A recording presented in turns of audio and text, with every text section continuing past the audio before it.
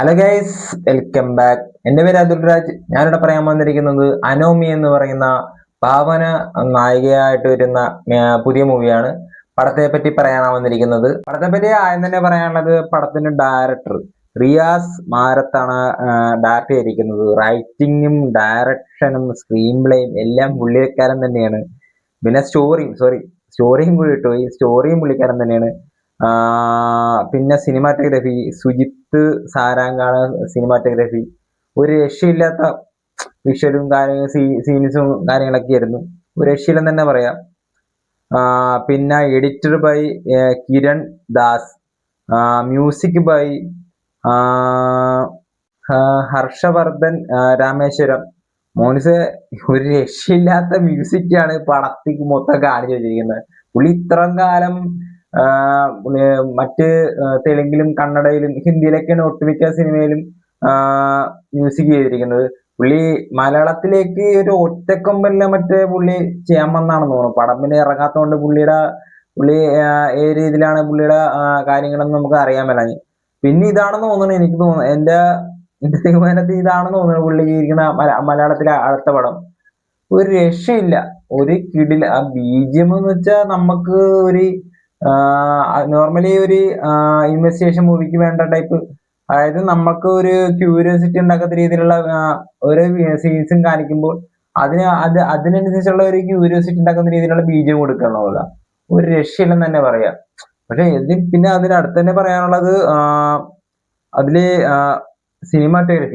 സിനിമാറ്റോഗ്രഫിയാണ് ഏറ്റവും കൂടുതൽ പടത്തിൽ മൊത്തത്തിൽ കൊണ്ടുപോകണം തന്നെ പറയാം. സിനിമാറ്റോഗ്രഫിയും ഈ പടത്തിന്റെ മ്യൂസിക്കും കൂടിയാണ് പടത്തിന് ഒരു പരിധി വരെ നമുക്ക് കൂടുതലും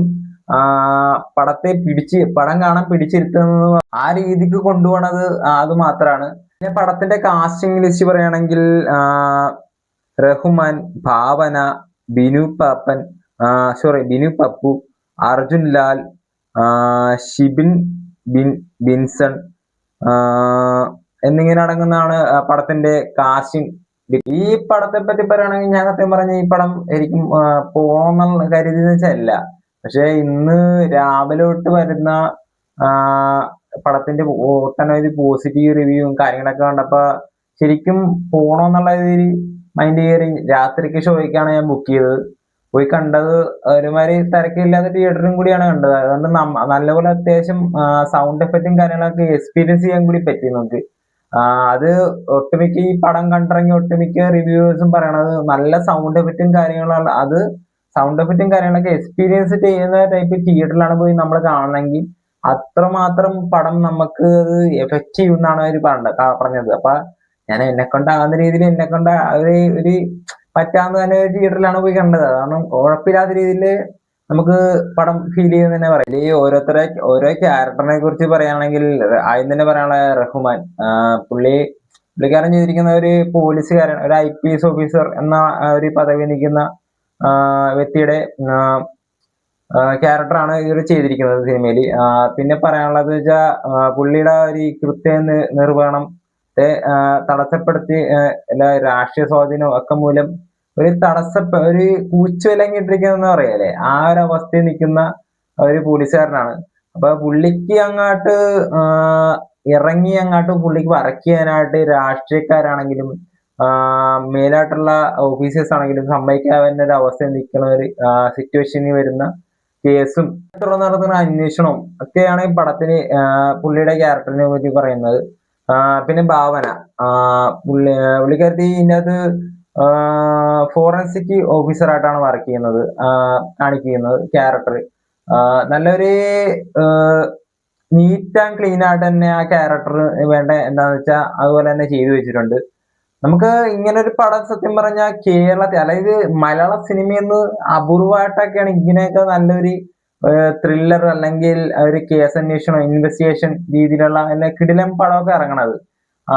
ഞാൻ ഒരു കാലത്ത് ഞാൻ വിചാരിച്ചിരുന്നത് തമിഴിൽ നിന്ന് ഇഷ്ടം പോലെ ഇതുപോലെ തന്നെ ഇൻവെസ്റ്റിഗേഷൻ അല്ലെങ്കിൽ ത്രില്ലർ അങ്ങനത്തെ ജേർണലിൽ വരുന്ന ടൈപ്പ് മൂവി ഒരുപാട് ഇറങ്ങുന്നുണ്ടല്ലോ, നമ്മ കേരളത്തിൽ നിന്ന് ഇല്ലല്ല എന്നുള്ളൊരു സങ്കടം എനിക്ക് ഉണ്ടായിരുന്നു.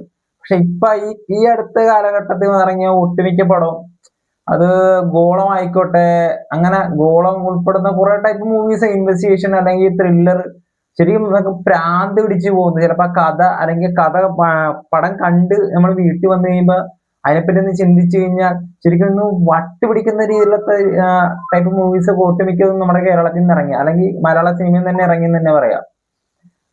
അപ്പൊ ശരിക്കും ഞാൻ വിചാരിച്ചിട്ടുണ്ടായിരുന്നു ഇങ്ങനെയൊക്കെ നമുക്ക് കേരളത്തിൽ നിന്ന് അല്ലെങ്കിൽ ഇങ്ങനെ മലയാള സിനിമയിൽ നിന്ന് ഇങ്ങനെ ഇറങ്ങിയിരുന്നെങ്കിൽ നന്നായിരുന്നു. പക്ഷെ ഇപ്പൊ എനിക്കത് നല്ലപോലെ എക്സ്പീരിയൻസ് ചെയ്യാൻ പറ്റുന്നുണ്ട്. ഈ ഇഷ്ടം ഒട്ടുമിക്ക സിനിമകളും ഇപ്പൊ അതുപോലത്തെ തന്നെ ജേണലിൽ വരുന്ന മൂവീസ് ഇറങ്ങാറുണ്ട് കേരളത്തിൽ നിന്ന്. അപ്പൊ ഒട്ടൊരു നല്ല സന്തോഷമുണ്ട്. ഇതിലൂടെ അവര് കാണിച്ചു തരാൻ ഉദ്ദേശിക്കുന്ന ഒരു ടൈപ്പ് കാര്യം എന്ന് വെച്ചാൽ അതൊരു സയന്റിഫിക്കലായിട്ടും നമ്മള് നോർമലി സയൻസ് പരമായിട്ടും എല്ലാ രീതിയിലും നമുക്ക് കണക്ട് ചെയ്യാൻ, അല്ലെങ്കിൽ ഒന്ന് നമുക്കൊന്ന് ചിന്തിച്ചു കഴിഞ്ഞാൽ നേരാണല്ലോ.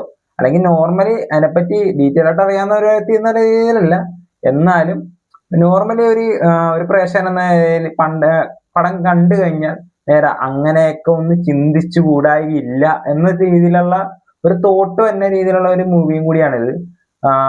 പിന്നെ പറയാനുള്ളതെന്ന് വെച്ചാൽ ഒന്നുകൂടി വലിച്ചു നീട്ടിപ്പോയാന്നൊരു ഡൗട്ട് തോന്നി എനിക്ക്. ഒത്തിരി അങ്ങാട്ട് വലിച്ചു നീട്ടിപ്പോയത് തോന്നി. അത് അത്ര വേണ്ടായിരുന്നു തോന്നുന്നു. ഇച്ചിരി ഷോർട്ട് ആക്കിയിരുന്നെങ്കിൽ പടം ഒന്നുകൂടി നല്ലായിരുന്നു തോന്നി. ബാക്കിയെല്ലാം വെച്ച് നോക്കണ പടം കിടു, ഒരു രക്ഷയില്ലെന്ന് തന്നെ പറയാം. അതേപോലെ ഇത് കാണുമെന്ന് ഒരിക്കലും വിചാരിച്ചല്ല. ഞാൻ കാണാതിരുന്നതും ഇന്ന് ഒരു 3-4 സിനിമയോളം അടുപ്പിച്ച് റിലീസായ ദിവസമാണ് ഇന്ന്. അപ്പൊ ഇത് ഇന്ന് കാണാനുള്ള ഒരു ഐഡിയ ഇല്ല എനിക്ക്. അപ്പൊ ഞാൻ കാണാൻ ചെന്ന പടം വിത്ത് ലവ് എന്ന് പറഞ്ഞ ഒരു തമിഴ് പടമായിരുന്നു. അതെനിക്ക് കാണാൻ വഴിയുണ്ടായില്ല. തമിഴ് പടമായതുകൊണ്ട് ഓഡിയൻസ് കുറവായിരുന്നു. എത്ര പേരെങ്കിലും മിനിമം ഇല്ലെങ്കിൽ അവര് ഷോ ഇടിയാലെന്ന് പറയും.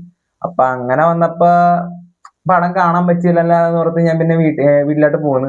വീട്ടിൽ പോന്നു കഴിഞ്ഞപ്പോഴാണ് ഈ പടത്തിന് നല്ല റിവ്യൂവും പോസിറ്റീവ് റിവ്യൂവും നല്ല ബുക്കിങ്ങും കാര്യങ്ങളൊക്കെ, റേറ്റിംഗ് ബുക്ക് മൈ ഷോയിൽ നല്ല റേറ്റിംഗ് നോക്കിയപ്പോ കാണുന്നത്.